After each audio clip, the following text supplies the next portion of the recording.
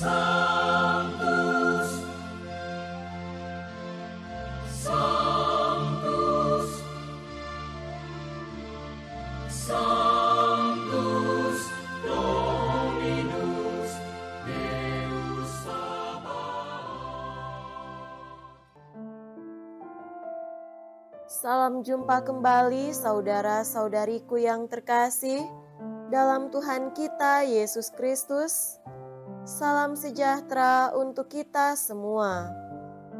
Berkat Allah yang Maha Kuasa senantiasa menyertai kita. Marilah kita mendengarkan dan merenungkan bacaan-bacaan kitab suci hari Sabtu tanggal 9 Desember tahun 2023. Bacaan pertama dari kitab Yesaya bab 30 ayat 19 sampai 21 dilanjutkan dengan ayat 23 sampai 26. Beginilah firman Tuhan yang Maha Kudus Allah Israel, hai bangsa di Sion yang mendiami Yerusalem, kalian tidak akan terus menangis. Pastilah Tuhan akan mengasihani kalian apabila kalian berseru-seru. Begitu mendengar teriakmu, Ia akan menjawab. Walaupun Tuhan memberi kalian roti dan air serba sedikit, namun gurumu tidak akan menyembunyikan diri lagi. Kalian akan terus melihat Dia, dan entah kalian menyimpang ke kanan entah ke kiri, sabdanya ini akan kalian dengar dari belakangmu. Inilah jalannya, ikutilah jalan ini. Pada waktu itu, Tuhan akan mencurahkan hujan bagi benih yang baru kalian taburkan di ladang, dan dari hasil tanah itu kalian akan makan roti yang lezat dan berlimpah-limpah. Pada waktu itu, ternakmu akan merumput di padang rumput yang luas. Sapi-sapi dan keledai-keledai yang mengerjakan tanah akan memakan makanan campuran yang sedap, yang sudah ditampi dan diayak. Dari setiap gunung yang tinggi dan dari setiap bukit yang menjulang akan memancar sungai-sungai pada hari pembunuhan yang besar apabila menara-menara runtuh.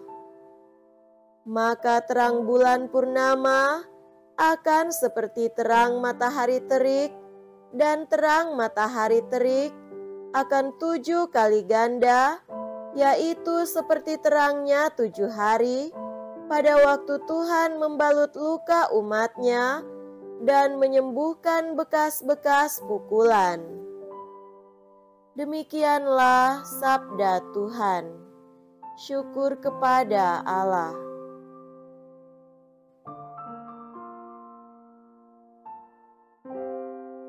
Semoga Tuhan beserta kita sekarang dan selama-lamanya. Inilah Injil suci menurut Matius. Dimuliakanlah Tuhan. Injil Matius bab 9 ayat 35 sampai bab 10 ayat 1 dan ayat 6 sampai 8. Sekali peristiwa, Yesus berkeliling ke semua kota dan desa. Ia mengajar dalam rumah-rumah ibadat dan mewartakan Injil Kerajaan Surga, serta melenyapkan segala penyakit dan kelemahan. Ketika orang banyak yang mengikutinya, tergeraklah hati Yesus oleh belas kasihan, karena mereka lelah dan terlantar, seperti domba yang tidak bergembala. Maka Yesus berkata kepada murid-murid-Nya, tuayan memang banyak, tetapi pekerjanya sedikit. Maka mintalah kepada Tuhan yang empunya tuayan, supaya Ia mengirimkan pekerja-pekerja untuk tuayan itu." Lalu Yesus memanggil ke-12 murid-Nya dan memberi mereka kuasa untuk mengusir roh-roh jahat dan untuk melenyapkan segala penyakit serta segala kelemahan. Yesus mengutus mereka dan berpesan, "Pergilah kepada domba-domba yang hilang dari umat Israel. Pergilah dan wartakanlah, kerajaan surga sudah dekat. Sembuhkanlah orang sakit, bangkitkanlah orang mati, tahirkanlah orang kusta, usirlah setan-setan. Kalian telah memperoleh dengan cuma-cuma, maka berikanlah pula dengan cuma-cuma." Demikianlah sabda Tuhan. Terpujilah Kristus.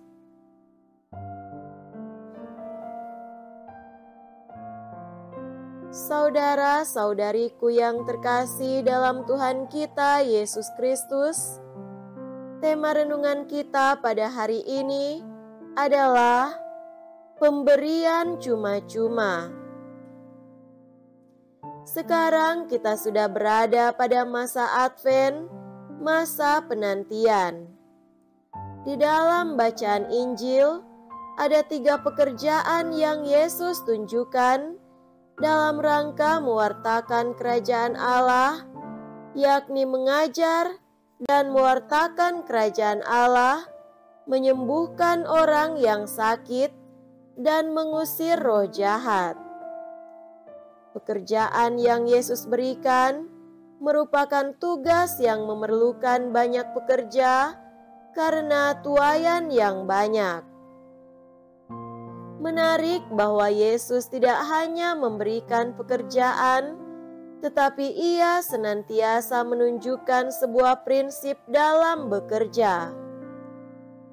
Prinsip itu ialah meminta kepada empunya tuayan. Dalam pasal yang lain, Yesus bahkan menegaskan, "Mintalah, maka akan diberikan kepadamu, carilah, maka kamu akan mendapat, ketuklah, maka pintu akan dibukakan bagimu." Dan benar, para murid pun diberi kuasa untuk mengusir roh-roh jahat dan melepaskan segala penyakit serta kelemahan.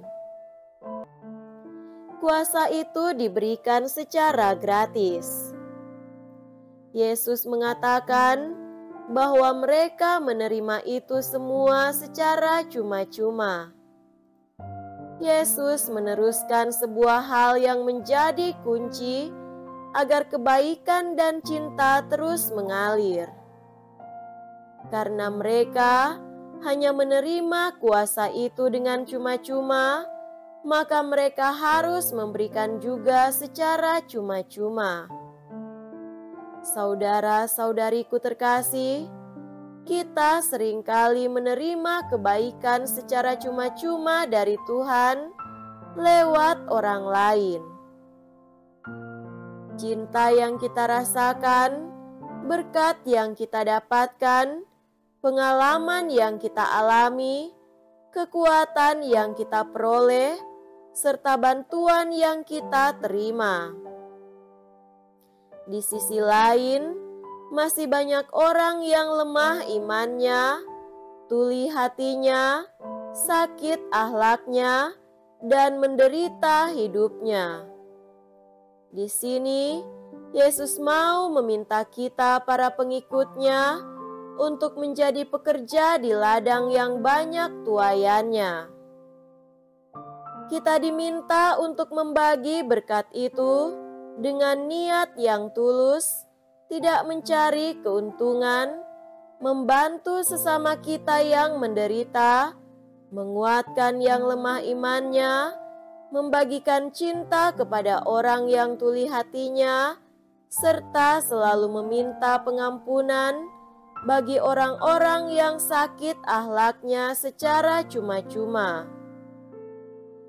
Semoga demikian. Amin.